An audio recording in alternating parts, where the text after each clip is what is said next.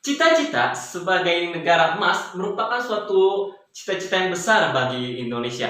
Hal ini tentu menjadi suatu keinginan yang tinggi bagi masyarakatnya, bahwa masyarakat ini mengharapkan bahwa Indonesia akan dapat bersaing dengan negara-negara lainnya.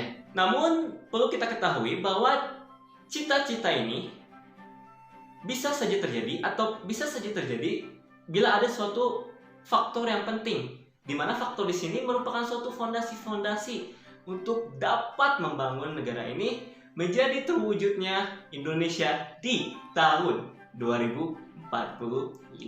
Faktor yang pertama tentunya adalah pendidikan, yang dimana pendidikan di sini adalah suatu pembentukan karakter seseorang, yang dimana pertama kali dimulai oleh orang tua kepada sang buah hati, dilanjutkan dengan adanya kegiatan-kegiatan pendidikan formal seperti sekolah dari SD hingga universitas, tingkat universitas.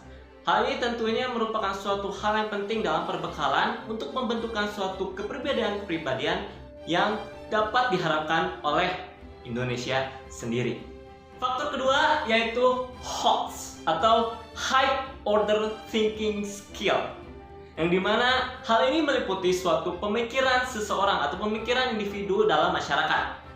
Tentunya dengan awal yaitu pendidikan, dimana pendidikan ini merupakan suatu pembekalan dalam pembuatan suatu pemikiran-pemikiran yang penting dalam pembangunan bangsa. Yang pertama yaitu pemikiran yang cerdas tentu, kedua yaitu pemikiran yang kreatif, ketiga pemikiran yang kritis, dan tentunya yang paling penting adalah pemikiran yang inovatif dalam pembangunan bangsa ini. Yang ketiga yaitu faktor adanya kepemimpinan yang karismatik, yang dimana kepemimpinan ini adalah kepemimpinan yang luar biasa. Kepemimpinan ini memiliki sifat yang baik, sifat yang saling melindungi, dan tentunya saling perhatian terhadap anggotanya. Tentunya kepemimpinan ini sangat diperlukan untuk bangsa ini, dan tentunya untuk mewujudkan cita-cita negara Indonesia pada 2045 yang menyebutkan dirinya akan menjadi negara yang emas. Dengan adanya kepemimpinan yang karismatik di sini, tentunya akan mewujudkan nilai-nilai keadilan yang luas dan tentunya menjadi ketertiban bagi masyarakatnya. Faktor yang keempat dan tentunya adalah faktor yang paling penting, di mana faktor ini adalah penguatan nilai Pancasila. Faktor penguatan nilai-nilai Pancasila di sini tentunya bisa digarisbawahi sebagai rasa nasionalisme yang tinggi, di mana rasa nasionalisme ini harus ditancapkan oleh masyarakat, khususnya kita generasi muda, sebagai penanggung jawab untuk meneruskan bangsa ini.